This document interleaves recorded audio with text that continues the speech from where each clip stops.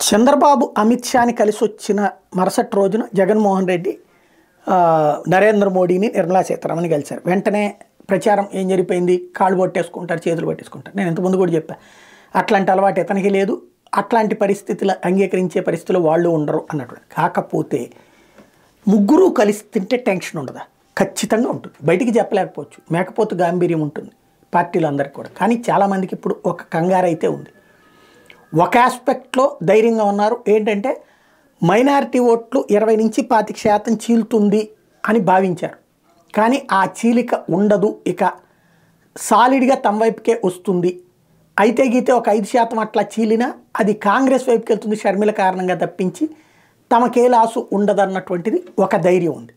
కానీ ముగ్గురు కలిసినప్పుడు ఒకటి నరేంద్ర మోడీ మళ్ళీ గెలుస్తాడన్నటువంటి ఫీలింగ్ ఉంది.